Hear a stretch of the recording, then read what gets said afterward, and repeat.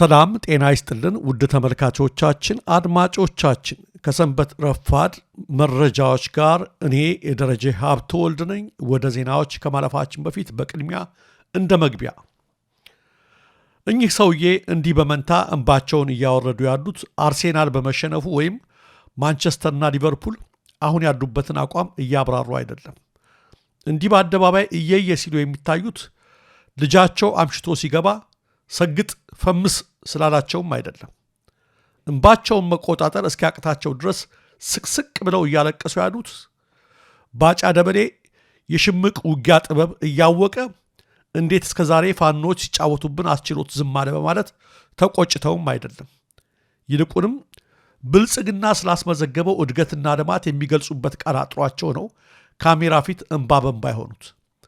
ሰለሞን ቦጋለ ራሱ በያቸው ሳይደነግጥ አይቀርም። ሁሉም መንግስት አይቻለሁ እንደዚህ ወርዶ በሚኒስትር ደረጃ በካቢኔ ደረጃ ያናገረኝ ማንም ቤት ማንም ይሄ ለመሸገድ ወይ ለምናምን አለ ብለ የውስጤ የሚቸግሩ በአሁኑ ሰዓት እኔ መንግስቴ እያደረገ ያለውን ነገር ከልቤ አስመስዬ ሳይሆን ወይ ከዚህ በዘግ ስወጣ ጨበጨብልኝ ወይ እንትን ሳይሆን መንግስቴ መሬት ላይ እየሰራ ያለውን ነገር ከልቤ ነው ደግፈው። እንደሰማችኋቸው ብዙ መንግስታትን አይቻለሁ በእድሜ እንደ ብልጽግና መንግስት ካቢኔ ወርዶ የሚያናግር አይቻላቅም። ብልጽግናችን ልማታችን ተትረፈረፈ፣ ኢትዮጵያ ተመነደገች፣ እንዴት ብዬ ልግለጸው፣ ለማስመሰል አይደለም ይሄን የምናገረው እያሉ ልክ ከባድ ሀዘን እንደገጠመው ሰው እንደምታዩቸው ዝርክርክ ብለው ነው ያለቀሱት። ዝርክርክ ብለው በጦርነት በኑሮ ውድነት ሃይማኖትና ብሔር ላይ ባነጣጠረ ጥቃትና ጭፍጨፋ በመፈናቀል እልፎች ደምና እንባ እያለቀሱ ባለበት ሀገር አይን እያላቸው የማያዩ ጆሮ እያላቸው የማይሰሙ ከራሳቸው በስተቀር ለሌሎች ደንታ የሌላቸው አሳፋሪ ፍጥሮች መገኘታቸው አይገርምም። መቼም እንዲህ ለማሽቃበጥ ያወረዱትን እንባ ያገዛዙ ግፍ በእርሶና በቤቶ ደርሶ እውነት ያድርግቦ ብለን አረግማቸው። ያለማቋረጥ የሚያነቡት የእልፍ ድሆች አምላክ ከግፍ አይቁጠርቦት፣ እርሱ ይቅር ይበሎት፣ ማስተዋልን ይስጦት ብለን ግን እንጸልይልዎታለን። ነጭ ነጉር ካበቀሉ በኋላ ለክፉ ቀን የሚሆናቸውን እንባ እንዲህ በአደባባይ በማፍሰስ ድንቅ ተውኔት የሚሰሩ አስመሳዮች ባሉበት ሀገር ታዳጊ ወጣቶች ጥቅም ለማግኘት ሲሉ በተሳሳተ ጎዳና ቢሄዱ ምን ይገርማል? ለማንኛውም እርግጠኛ ነኝ በተውኔት ዘርፍ የመጪውን ዓመት የጉና አዋርድ ሽልማት የሚያሸንፉት እኚህ ሰውዬ ናቸው። ወደ እውነታው ስናመራ በኑሮ ውድነትና በመብት ረገጣ ምክንያት በተለያዩ የውጭ አገሮች ያየናቸው ህዝባዊ አመጾች በኢትዮጵያ የሚከሰቱበት ጊዜ የደረሰ ይመስላል። በተደራራቢ ግብር ዝርፊያና መዋጮ በኑሮ ውድነትና በስራ አጥነት መድረሻ ያጣው የኢትዮጵያ ህዝብ በተለይም ወጣቱ አደባባይ በመውጣት ዋይታ ማሰማት ዳውን ብልጽግና የአገዛዝ በቃን ማለት እየጀመረ ነው። በተለይ ደግሞ በዛው በኦሮሚያ ክልል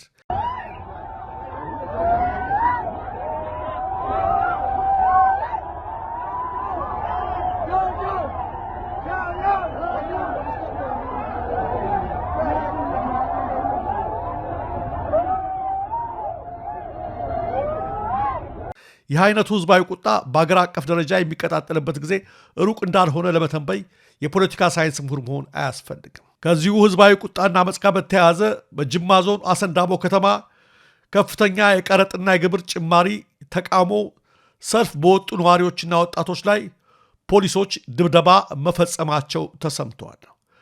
ቁጣው በተለያዩ የኦሮሚያ አካባቢዎች አሁንም እንደቀጠለ ነው። እንዲሁም በአማራ ክልል የተለያዩ አካባቢዎችም ወጣቶች ተቃውሞ ማሰማት እንደጀመሩ መረጃዎች እየደረሱን ይገኛሉ። ተመልካቾቻችን ሌላው ተመልካቾቻችን አድማጮቻችን በቅርቡ እጁን ከሰጠ በኋላ ከ3 ቀን በኋላ ደግሞ የሰላም ስምምነት ፈረመ የሚል ዘገባ በብልጽግና መገናኛ ብዙሃን የተሰራለት ማስረሻ ሰጤ ፍየል ከመድረሷ ቅጠል መበጠሷ እንዲሉ እንደምትመለከቱት የሰላም ስምምነቱ ተቋጭቶ ስምምነት በመፈረማችን ህዝቡ እፎይ ብሏል የሚል መግለጫ ሰጥቷል። ገና እጅ ከመስጠቷ ለገሰ ቱሉን ካልሆንክ እያለች ነው ማስረሻ ሰጤና የዚህ አይነት መግለጫ ሰጥተው ፈገግ አሰኝቶናል ለማለት ነው። ማስረሻ ሰጤ እጅ በሰጠ ማግስት እጅግ በርካታ ወታደሮች ናቸው የተማረኩትና ሰለባ የሆኑት። አውደ ውጊያውን በተለያየ ቦታ ተባብሶ የቀጠለበት ሁኔታ ነው።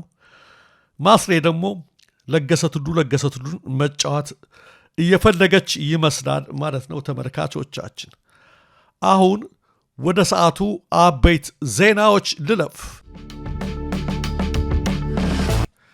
ያገዛዙ ወታደሮች በቅርቡ 6 ንጹሐንን በአሰቃቂ ሁኔታ በገደሉበት በሰከላ አጉት ቀበሌና አካባቢው በተደረገ አውደ ውጊያ ከ50 በላይ ወታደሮች ሰለባ መሆናቸውና 42 አዳዲስ ጥቁር ክላሽ መማረኩ ተገለጸ።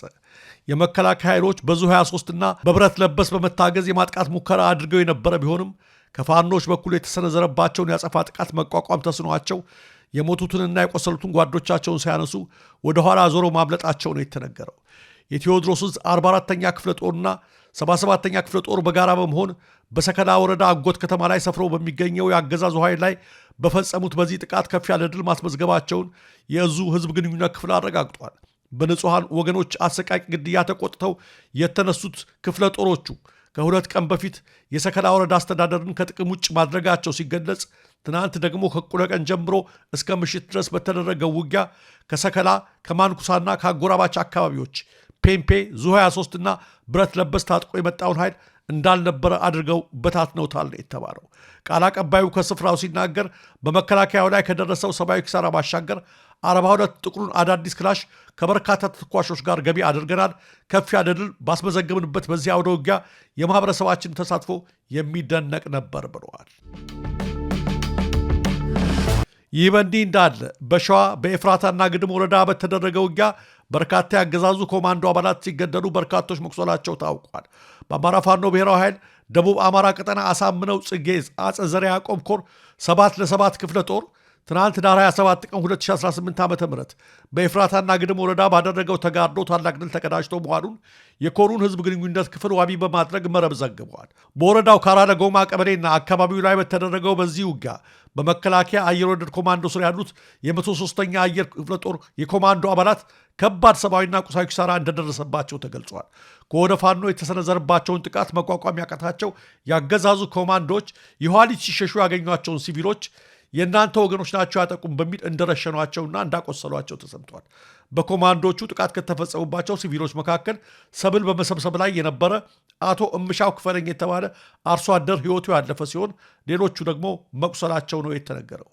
በጎጃም ሆነ በሸዋ ተባብሶ በቀጠለው አውደ ውጊያ ዙሪያ እስካሁን ከመከላከያ በኩል የተሰጠ ምንም አይነት መግለጫ የለም። የአፋር ብሔራዊ አንድነት አብዮታዊ ግንባር በብልጽግና አገዛዝ የሚደገፈውና በነጌታቸው ረዳ የሚመራው የትግራይ ታጣቂ ቡድን ሐራ መሬት ወይም ነፃ መሬት በማለት ከሚንቀሳቀስበት ከአፋር ምድር ለቆ እንዲወጣ አስጠነቀቀ። በትጥቅ ትግል የሚፋለመው የአፋር ብሔራዊ አንድነት አብዮታዊ ግንባር በወቅታዊ ጉዳይ በሰጠው መግለጫ ባለፈው 1 ዓመት አስደናቂና አመርቂ የመደራጀትና የማደራጀትን ስራዎች ሲሰራ ቆይቶ አሁን ላይ ወደ ሙሉ ማጥቃት ለመሸጋገር ሙሉ ዝግጅቱን እንዳጠናቀቀ አስታውቋል። ብልጽግና መሩ ጦረኛው የአብይ አህመድ አገዛዝ ያለ ጦርነት ውሎ ማደር ስለማይችል አገሪቱን የጦርነት ሜዳ ካደረጋት 8 ዓመታት ተቆጠሩ ያለው ድርጅቱ የኢትዮጵያ ሕዝብን በኑሮ ውድነት፣ በሰላም እጦት፣ በሙስና፣ በሌብነት ከአቅም በላይ በሆነ የግብር ብዝበዛ፣ በእገታና በተመሳሳይ ድርጊቶች እየተሰቃየ ይገኛል ብለዋል። የብልጽግና አገዛዝ ጦርነት እስትንፋሱ ነውና ውድ ኢትዮጵያ ልጆችን በካኪ ልብስ እየጠቀለለ ወደ ጦር ሜዳ በመሸኘት እናትን ያለ ጧሪ ቀባሪ ማስቀረት፣ ወጣቶችን ደግሞ የአሞራ ቀለብ ማድረግ ከጀመረ ዓመታት ተቆጥረዋል ያለው ድርጅቱ በመሆኑም እኛ የአፋር ብሔራዊ አንድነት አብዮታዊ ግንባር ኃይሎች ህዝባችንን ከለላ አድርገን ይህን ጦረኛ አገዛዝ ለመገርሰስና የአብይ አህመድን ስርዓት ለመጣል ጠንካራ ስራዎችን እየሰራ እንገኛለን ብለዋል። መግለጫው አክሎም የአፋር ህዝብንና የአፋር መሬትን ቁማር በማስያዝ የጦር ሜዳ ለማድረግ እየሰራ ያለው የአወል አርባ አገዛዝም ሆነ አለቃው አብይ አህመድ እያደረጉት ካለው እጅግ አደገኛ የጦርነት ቁማር የአፋር ህዝብን መታደግና የአፋርን መሬት ነፃ ማውጣት ቀዳሚው ተግባራችን ነው ብለዋል። በመሆኑም በአፋር መሬት ውስጥ ያላችሁና ሐራ መሬት ወይም ነፃ መሬት በሚል ስም የተደራጃችሁ የትግራይ የሰላም ኃይል ነን የምትሉ ኃይሎች የአፋር ክልልን በአስቸኳይ ለቃችሁ እንድትወጡ እናሳስባለን ያለው የአፋር ብሔራዊ አንድነት አብዮታዊ ግንባር በዚህ ሴራ ቀጥተኛ ተጎጂ የምትሆነው የአፋር ህዝብም እነዚህ ኃይሎች ክልሉን ለቀው እንዲወጡ አስፈላጊውን ጫና ልታደርግ ይገባል ሲል አሳስበዋል።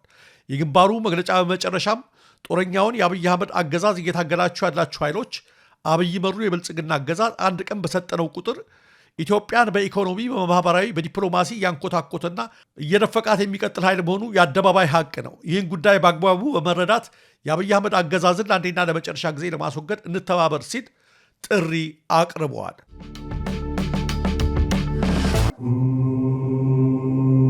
አቤቱ የሆነብንን አስብ፣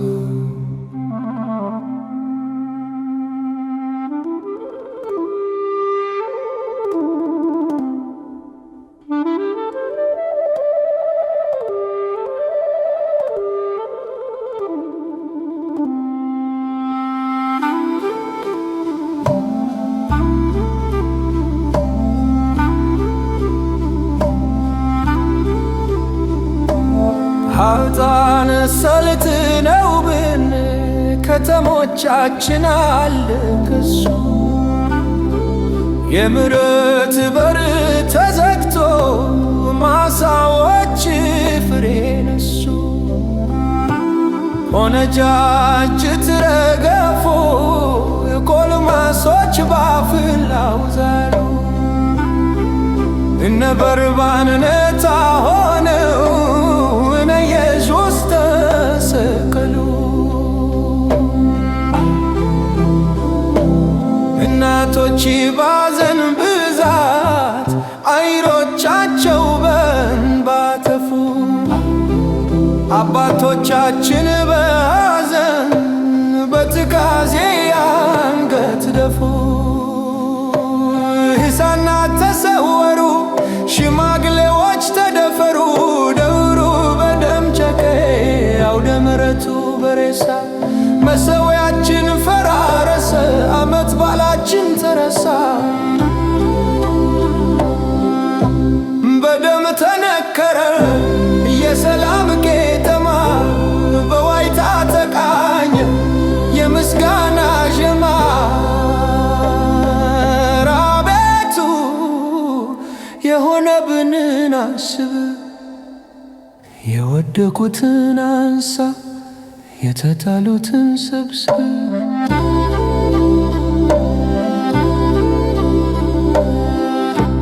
በተንጣለለው መስክ በምስጋናው ማማ ተከምሮ ታየ የአስከሬናው ድማ። የአገሬን ምድር ያለምለሙን ስፍራ አደረጉት አሉ የአስከሬን ጉተራ። ኤሎሄ የምሕረት ጌታ የአገሬን ቋጠሮ በይቅርታ ፍታ። እንስቶች ተደፈሩ፣ ወይዛዝርት ተነወሩ፣ የአገር ምልክቶች ክርስቶች ሁሉ ተነቀሉ። ከርስታቸው ተፈናቅለው ወገኖቼ ዋይ ዋይ አሉ። በአባቶቻቸው ደም በተሰራች አገር እንደምን ይፈርሳል የእምነታቸው ማገር።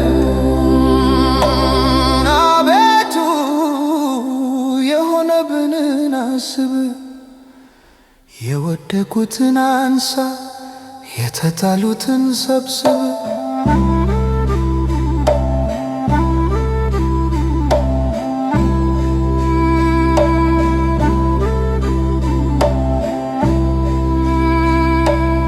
አቤቱ የሆነብንን አስብ፣ ተመልከት ስድባችንንም ርስታችን ለእንግዶቹ ቤቶቻችን ለሌሎች ሆኑ። ድሃ ደጎችና አባት የሌለን ሆነናል። እናቶቻችን እንደ መበለቶች ሆነዋል። ውሃችን በብር ጠጣን፣ እንጨታችን በዋጋ ገዛን። አየልባችን ደስታ ቀርቷል፣ ዘፈናችን ወደ ልቅሶ ተለውጧል። ሳዳጆቻችን ናቸው። እኛ ደክመናን ረፍትም የለም። ስለምን ለዘላለም ትረሳናል? ስለምን ስለረጅም ዘመን ትተወናል? እጃችን አቤቱ ወደ አንተ መልሰን እኛም እንመለሳለን። ዘመናችንን እንደ ቀድሞ አድስ።